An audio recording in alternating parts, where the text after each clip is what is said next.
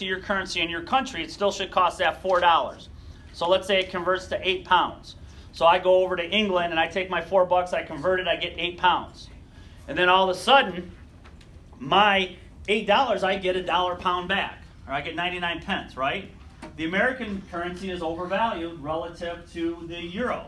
So I would want to buy some euros and get rid of my American dollars and wait till that, it should balance out. And here's how it balances out. Imagine I'm a store owner in Detroit. I got Molson Canadian imported in my fridge. And let's say the currency, I look on the website and I find out that I sell it for $10 a case right here. Let's keep taxes out of it, sin taxes, let's just keep it for the story. So I look and I say, oh my God, I can convert American dollars 2 to 1. So I can take back $10 and I can get $20 of Canadian currency. I go over, I call my friend up in Canada in Windsor and I say, hey, how much is the Molson going for? He says, hey, it's going for 15 bucks Canadian right now. Well, I'm going to take my 20 over there, right? Pay the 15 bucks, keep 5 extra in my pocket, bring that case of beer back, and sell it for $10 here. Now, we're going to do that until the currency eventually what? Evens out. Okay, so when we talk about the theory of international currency, those two good stories kind of allow you guys to kind of pick and choose which currencies are overvalued, which currencies are undervalued. Like you said, Miles, it's a lot of macro data. Okay, you're trying to figure out, again, which country down the road their currency is going to strengthen. All right, you'd like to buy it on the cheap, and then when it strengthens, you'd like to sell it. Which countries can you buy right now, and you call it shorting it.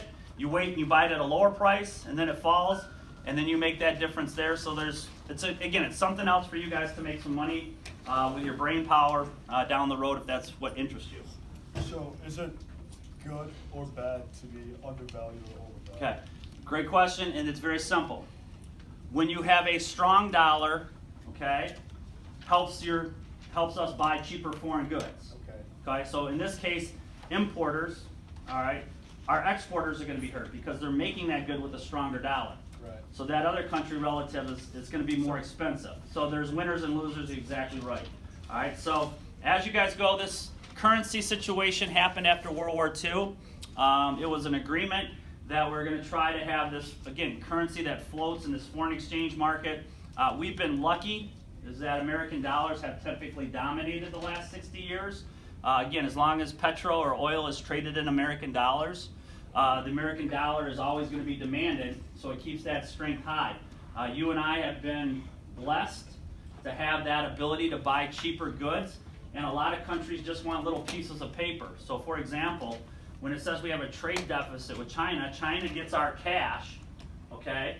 And they say, you know what, we really don't want anything you're selling right now, but we do want these little pieces of green paper that say IOU. So we get all kinds of cool goods and services. They take back this IOU treasury bill, and they keep it and hold it. Now the cool part is for us, that treasury bill is only paying 1.6% right now. It's a very safe asset. If we invest it well as a country, as a government, and it returns investment of 4 or 5%, then we're doing a great job, and I'm not worried about the trade deficit.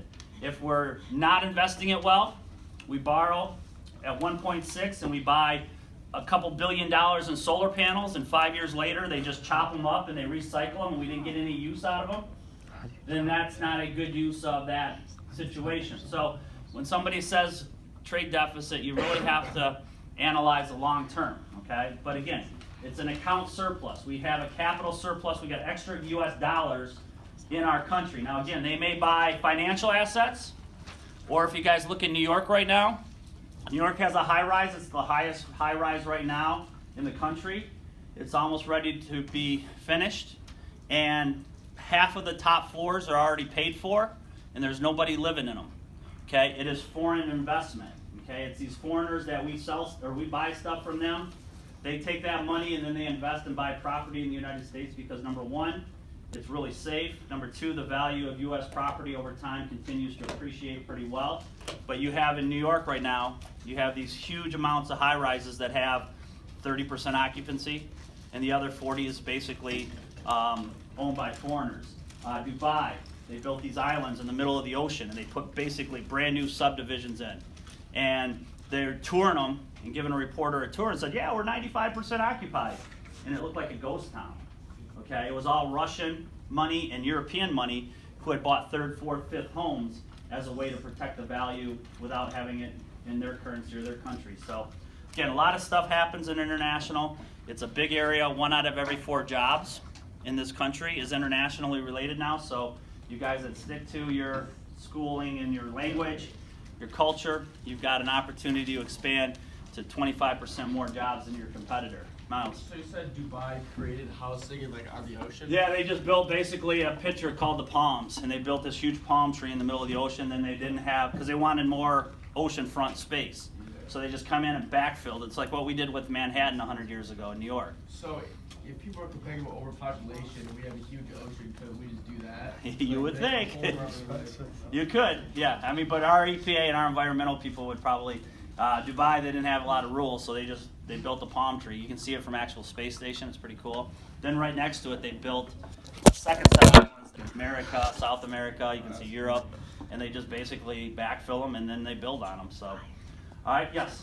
Do you think people should be allowed to buy expensive houses at New York?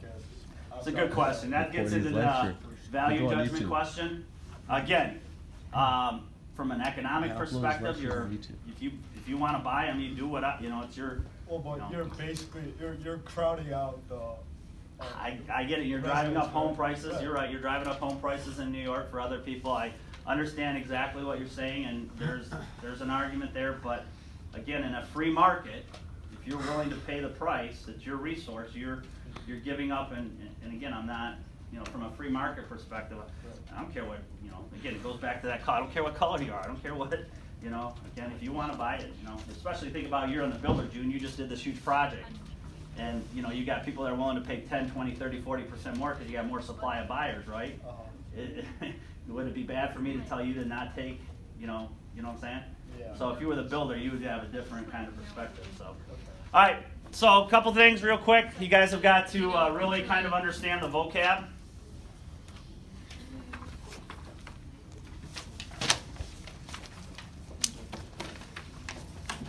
Make sure you get my left side.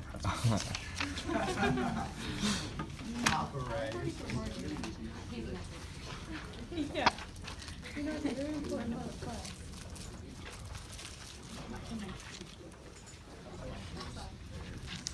Left side. There we go. Oh, there you go. There you go. Give it around. But this is right side. Yeah. Oops. I'll cut that out. Okay. There we go. There's the left side. Make it explode. Make it like. Okay, Add explosion effect. take a look right here. Balance of payments. Okay, this is the first thing they're going to ask you on the AP probably, again, to understand that the balance of payments between the two accounts always has to equal 0. Okay, so if you have a trade deficit, okay, you have a capital account surplus. If you had a trade surplus, you have a capital account deficit. Does that make sense? They always have to sum out and equal to 0. All right, so a country's balance of payments are summaries of all the country's transactions with other countries. There are 2 important accounts within the balance of payment. The first one is the current account. Now, the current account is basically where we keep track of imports and exports. So anything that has to do with trading, okay, that is going to be in the current account. So, in your head, put down export, imports are tracked through the current account. The next one is going to be the financial account. That's where foreigners buy a plant, okay? That's where a hedge fund from America might buy a Japanese mall. Okay, anytime you see a purchase of an asset, that goes in the financial account. Okay, that's not necessarily anything really. It's just foreigners are either buying assets here or we're buying assets over there, okay? And that's one of the things that makes our country, June, I think a little bit special is that we do allow a pretty free-flowing foreign investment. Dubai owns most of our ports, okay, because that's how they grew up as a nation and became super, super successful is they had ports in Dubai and they learned how to run them really well. So now they come into Baltimore, or they come into San Francisco, and they say, hey, we know how to run ports. And so we allow. Now, there was a talk after 9/11 to not allow that to happen. Hey, we better, could you imagine if Dubai or Saudi Arabia owned a port, and all of a sudden something was smuggled in there, and it wasn't, so there was a lot of talk after 9/11, but for the most part, we allow foreign capital.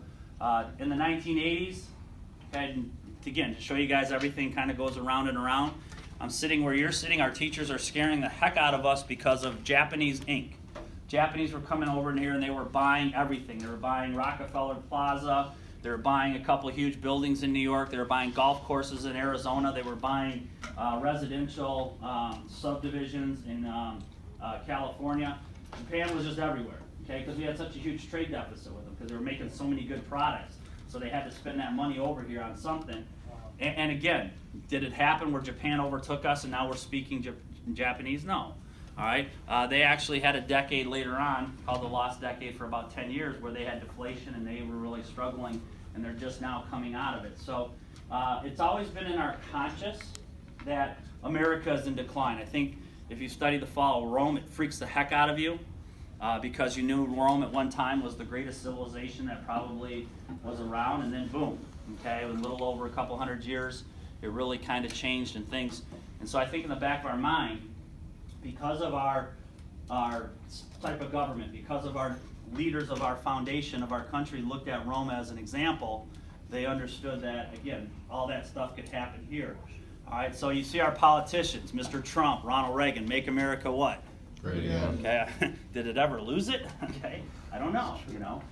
When you look at, here's a cool thing that came out this week that you guys probably won't see. Gallup did a couple polls within the community. Okay, I know you guys hear TV, I know you guys hear politics, and again, remember, it's different. But within the community, local, 80% of Americans in communities, no matter whatever income level you have, 80% of Americans are really happy with their community. Okay, so that is really different from the perception we get if we just watch CBS or Fox or. Okay, so that's a good sign. The other Gallup poll that I thought was really interesting, which you would think was the opposite, was the last 4 years,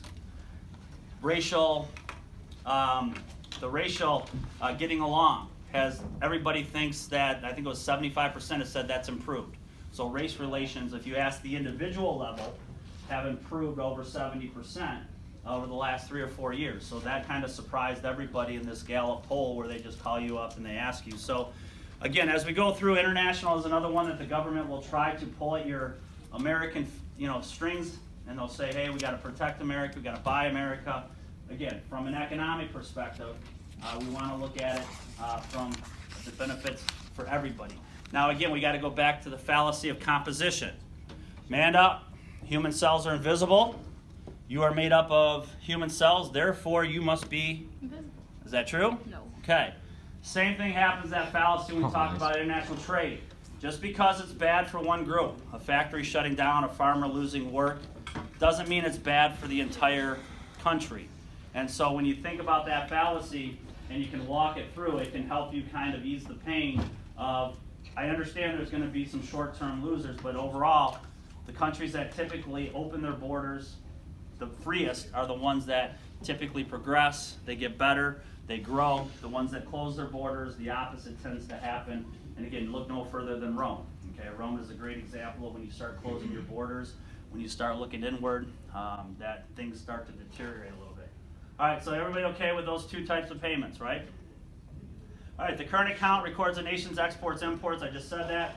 Also includes net investment income and net transfers. Okay, so if again, in our country, they're taking 20, 30, 40% of their paycheck and they're sending it through Western Union back to Mexico. Okay, that has to go on that account.